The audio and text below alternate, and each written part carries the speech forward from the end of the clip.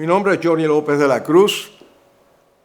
Nací en Manzanillo, Cuba, en el año 59, después que Fidel Castro toma el poder en Cuba, y viendo todas las barbaridades que estaban ocurriendo, todos los estudiantes que estábamos en mi pueblo, o no todos, pero había un grupo en que nosotros empezamos a trabajar en contra del gobierno. Nos unimos al Partido Demócrata Cristiano y recibíamos todas las instrucciones desde Santiago de Cuba. En el año 1960 tenía que estar escondido porque ya la policía se había dado cuenta que nosotros estábamos tratando de, digamos, de derribar el gobierno por todas las barbaridades que habían cometido. En julio 20 del año 1960 dejé Cuba, me fui a Miami, estuve trabajando con el Partido Demócrata Cristiano por un mes y después me fui a los campamentos que ya se habían establecido en Guatemala para organizar una invasión a Cuba. Estuve en Miami por unos 30 días aproximadamente y en agosto de nuevo de 1960 fui trasladado por la CIA, que era la que estaba detrás de todos los planes de la invasión, en un avión con otros 35 personas. Llegamos a Guatemala, primeramente nos dieron de que ya íbamos a entrar en los campamentos, y así fue. Del aeropuerto nos llevaron a lo que iba a ser el campamento, porque cuando llegamos no había absolutamente nada, había 3 o 4 tiendas de campaña. Y las primeras 2 semanas estuvimos trabajando en abrir de nuevo todas las otras tiendas de campaña para acomodar los miembros que iban llegando ya para el entrenamiento. Los primeros entrenamientos fueron de guerrilla. Todavía el plan que se había concebido por el presidente Eisenhower contaba de que en vez de una guerra convencional iba a ser una guerra de guerrillas. Esto cambió cuando el presidente Kennedy ganó las elecciones en 1960 y el plan comenzó a cambiar. El presidente Kennedy en realidad no estaba muy seguro de que él quería lanzar la invasión. Y en vez de cancelarla, lo que hizo fue que empezó a hacer cambios dentro del plan que se había concebido por la administración del presidente Eisenhower. Por ejemplo, uno de los mayores cambios que hubo fue en dónde se iba a desembarcar. Nosotros estábamos ya seguros de que iba a ser en Trinidad, en el puerto de Casilda, donde había unas facilidades extraordinarias para descargar los barcos que iban a participar en la operación, y también por la localización geográfica que estaba muy cerca de las montañas de Escambray, donde en caso de que hubiera un fallo siempre nos podíamos ir para las montañas y continuar la lucha allí.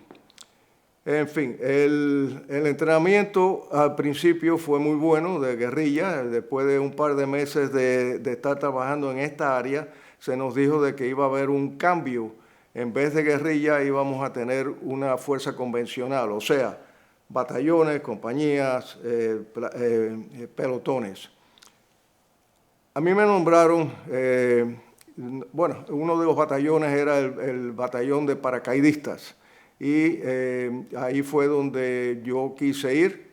El entrenamiento que recibimos fue muy bueno, además de que era un cuerpo élite dentro de lo que es la brigada. Para hacer la historia más corta, yo lo que diría de que fuimos el día ya cuando se supo de que la invasión iba a tomar lugar en abril de 1961, empezaron a mover todos los otros batallones hacia Nicaragua, que era el punto de partida de la invasión. Nosotros, el batallón de paracaidistas, fue el último en dejar a Guatemala y volamos allí la noche antes de que comenzaran las operaciones en Cuba. Llegamos a Nicaragua, todo estaba ahí, fue donde se nos dio las últimas instrucciones, más precisas, con los mapas y sobre todo la misión que teníamos durante la invasión. A las 6 de la mañana más o menos fue cuando llegamos a tierra cubana. Saltamos, el batallón de paracaidistas se dividió en 3 grupos. El grupo en que yo estaba saltó en San Blas, que en realidad era una aldea dentro de lo que era Bahía de Cochinos. Y ahí llegamos, saltamos, había un pequeño destacamento de milicia, el cual tuvimos una escaramuza básicamente, no fue un combate grande, pero ellos se rindieron. Y luego después se quisieron unir a nosotros porque ya comprendieron que lo que estábamos haciendo nosotros era una obra buena. Estuvimos peleando en lo que era la parte de San Blas 3 días.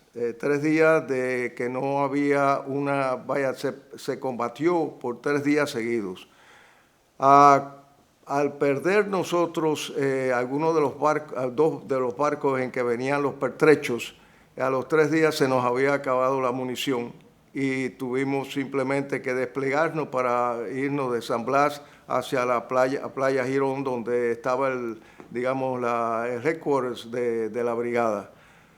Cuando llegamos a la playa, Ernesto Oliva, que era el segundo al mando de la brigada, nos dijo de que no iba a haber ningún apoyo logístico y que lo que íbamos a tratar era algunos que pensaron que iban a llegar a las montañas de Cambrai, pero eso era casi imposible porque era como 80 kilómetros de donde nosotros estábamos y ya las fuerzas de Castro estaban simplemente rodeando toda el área, o sea que hubiera sido muy difícil de llegar allí.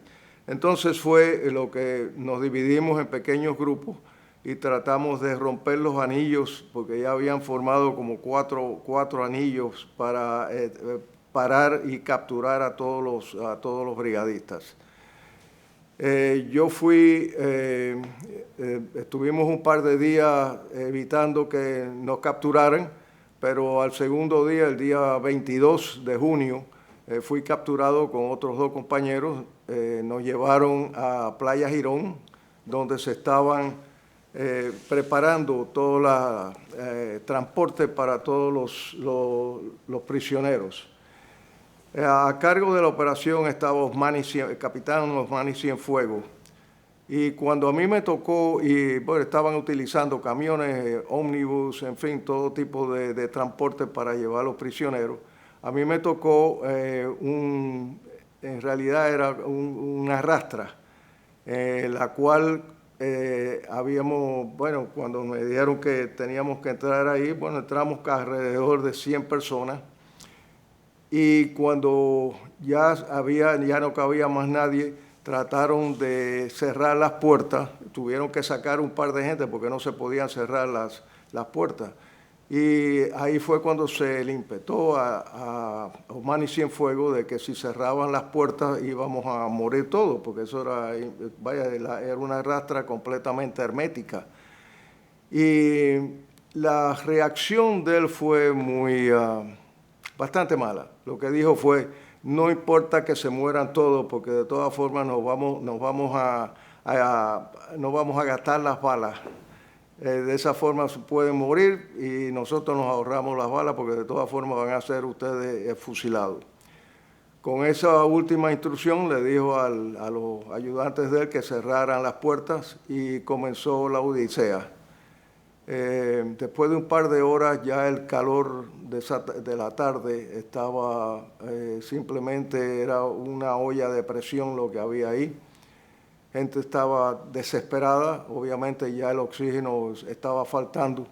Gracias a Dios que en un par de grupos que estaban tratando de romper las paredes de la rastra, pudieron localizar dos lugares en que había una pudrición y ahí pudieron abrir un par de huecos, digamos, de 1 pulgada aproximadamente, para que el aire pudiera entrar. Eso fue lo que nos salvó a todos, esos 2 pequeños agujeros que se pudieron hacer.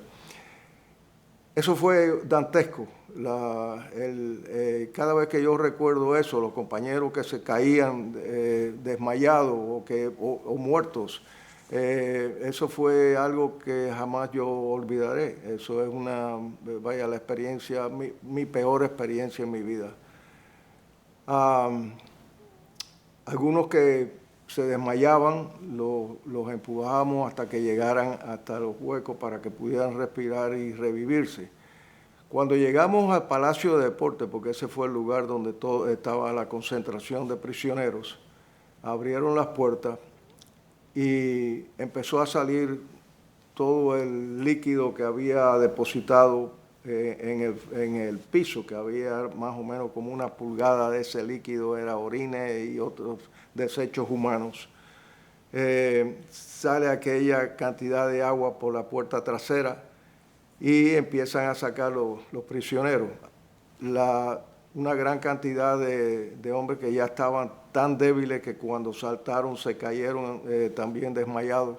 Cuando me toca a mí, que yo estaba aproximadamente a la mitad de la rastra, había un montón de cuerpos ya en el suelo, que yo pensaba que habían hasta muertos, pero tuve la oportunidad de mirar hacia atrás cuando bajo y veo otros cuerpos que estaban en el piso de la rastra.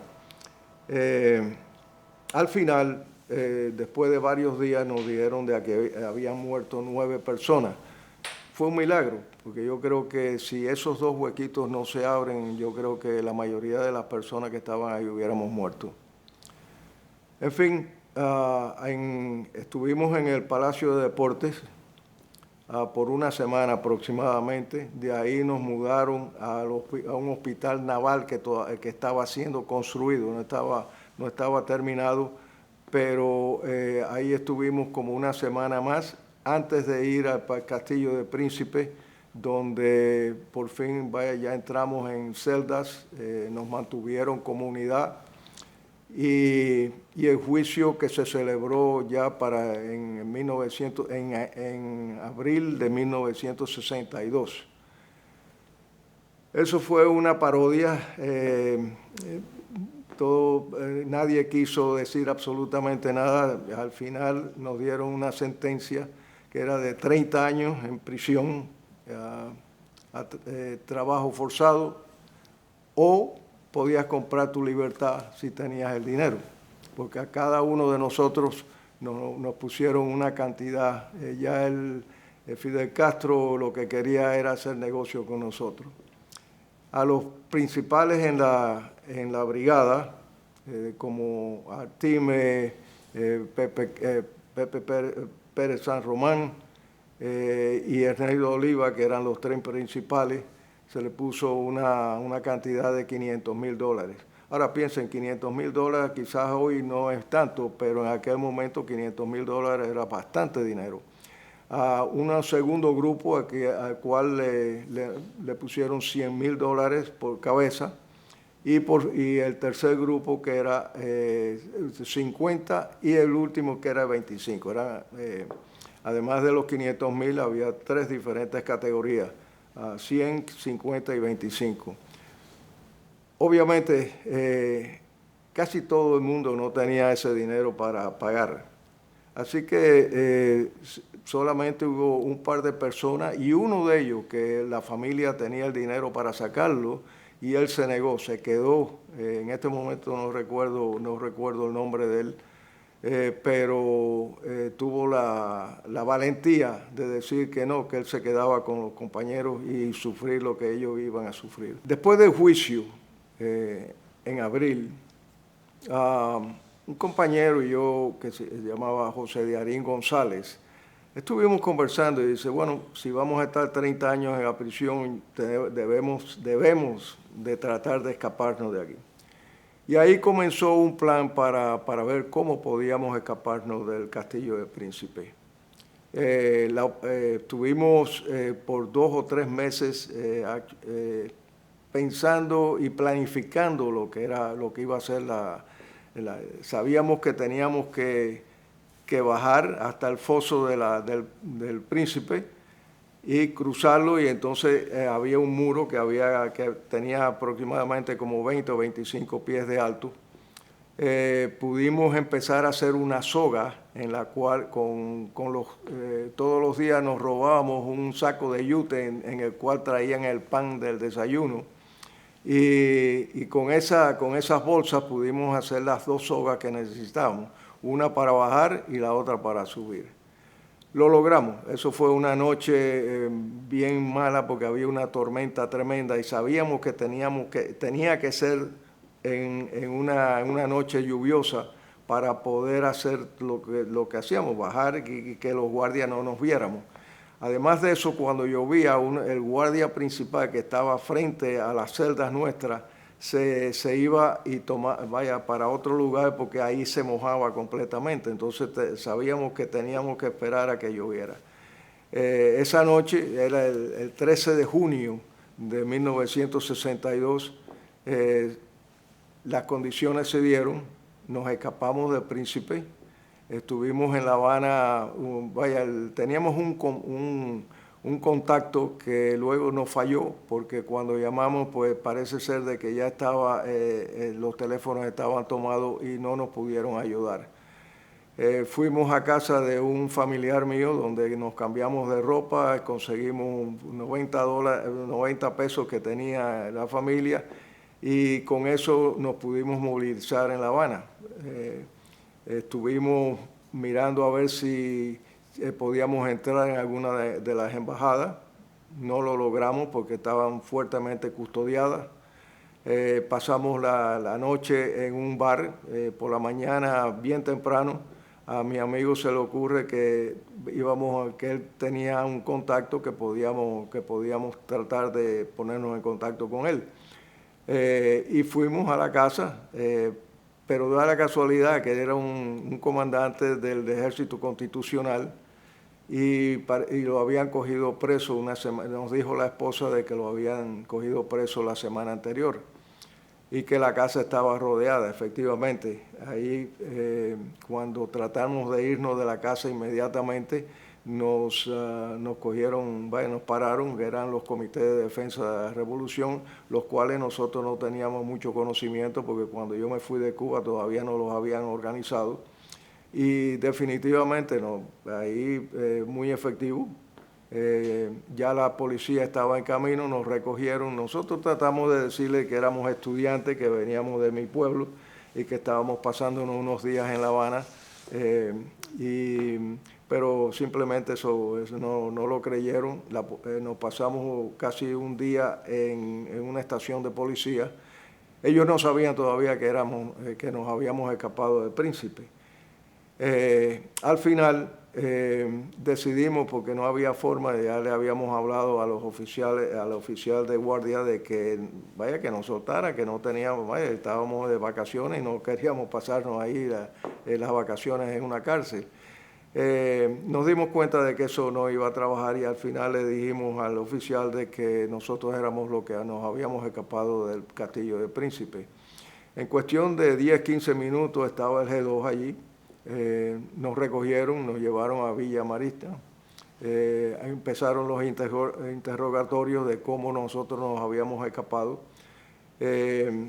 Fue bastante fuerte era constante. Ellos lo que querían saber si había alguien dentro de la guarnición de la cárcel que nos había ayudado. Obviamente nadie nos había ayudado, simplemente todos los esfuerzos los hicimos nosotros. Pero no lo creían y cada vez que nos hacían la misma pregunta, nos preguntaban algo nuevo y después otra vez quién te ayudó. Hasta que en un momento dado ya yo estaba cansado porque era una mesita frente a mí, una luz bien potente alumbrándome, y yo no veía al individuo que me estaba interrogando, ni sabía que había alguien detrás de mí. Pero en un momento dado, cuando me pregunta de nuevo, yo digo, compadre, ya no me pregunte más eso. Y eso parece que no le gustó. El individuo que estaba detrás de mí me dio una buena... me dio y me tumbó con la silla y todo hacia el piso, y ahí me dieron unas cuantas patadas y al final me levantaron de nuevo, pero ya no me hicieron ninguna pregunta, entonces me llevaron para un cuarto donde yo estaba solo. Nos habían separado a los dos para que no, pero ya nosotros habíamos más o menos planificado lo que íbamos a decir, o sea que no hubo ningún problema. De ahí nos llevaron de nuevo al Castillo de Príncipe, donde nos pusieron en celdas de castigo. Una celda de 4x6 aproximadamente, con un agujero y una llave con agua, que a veces había agua, otras veces no había, pero todo tenía que hacer ahí. Estuvimos ahí más o menos como 3 meses y medio, en los cuales, bueno, nunca salimos de ahí, ¿no? Yo me enfermé a lo último y creo que esa fue la única forma de salir. No podía comer porque todo lo que comía lo arrojaba. Y los guardias parece que informaron a sus superiores de que yo no estaba comiendo, yo simplemente dejaba la comida ahí. Vino el médico, me vio, me dijo: estás totalmente deshidratado, tengo que llevarte a la enfermería, y le dice al guardia que me saque. Me dicen, fue a buscar la llave para abrir la puerta, y bueno, se tardó bastante. El médico tomó la decisión de ir a buscar el suero a la enfermería, regresó, me lo puso a través de los barrotes, y cuando llega el guardia con otra persona, traían no habían encontrado la llave, y traían una cegueta para cortar el candado. Me imagino que la llave se perdió, y me imagino que me hubiera quedado ahí para siempre. Pero ya cuando salimos de allí, nos llevan a la enfermería, ahí es donde nos dicen de que había una negociación en la cual los familiares de los brigadistas aquí en los Estados Unidos estaban tratando de recoger suficiente dinero para sacarnos a todos. No teníamos ni idea, porque no nos llegaba ninguna noticia en esa celda donde estábamos. Y bueno, cuando me sacan de la enfermería, ya me ponen en una celda con algunos de mis compañeros. Ahí fue cuando yo me enteré de todo lo que estaba pasando. Efectivamente, en realidad no se recogió dinero, pero el canje era por medicinas, y básicamente medicinas y comida, por un valor de aproximadamente $62 millones.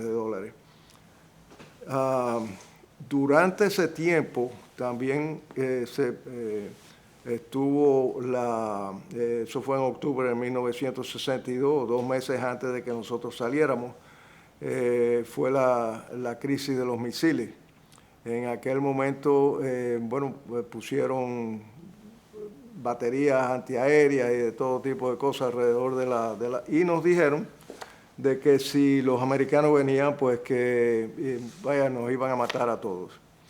Bueno, pasó la crisis, y los primeros, yo salí de la cárcel el 24 de diciembre de 1962.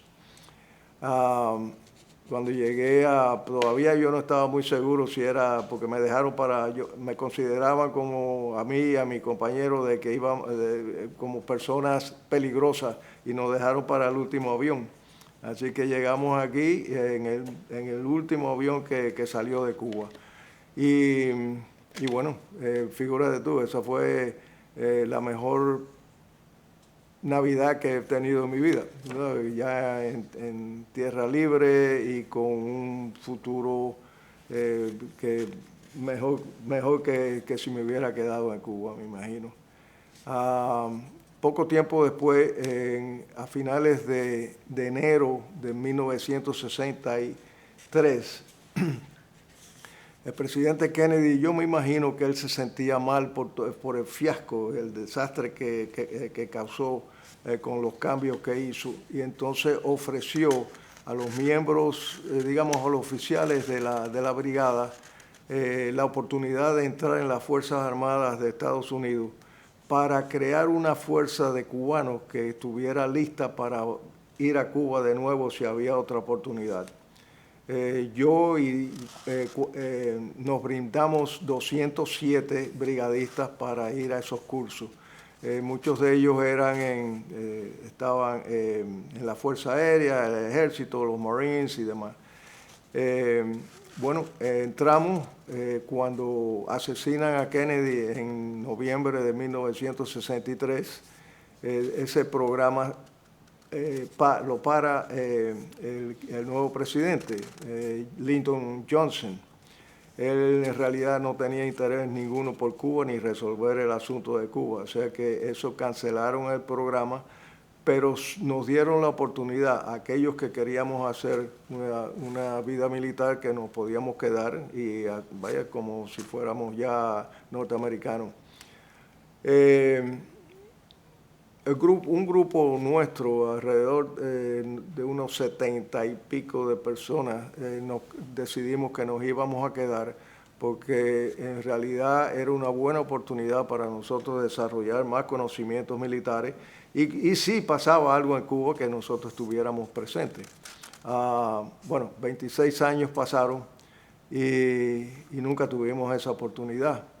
Yo me retiré a los 26 años como coronel del ejército y nada, la carrera muy bien, vaya, una gran oportunidad que se nos presentó.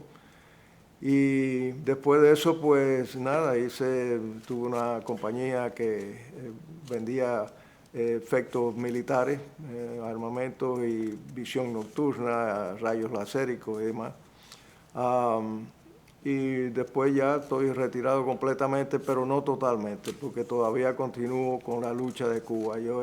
Para mí, el estar involucrado en esta lucha para conseguir la libertad de ese pueblo que ya por más de 67 años ha estado subyugado, abusado, es importantísimo. Y yo creo que muchos de los brigadistas que todavía quedamos vivos están en la misma posición.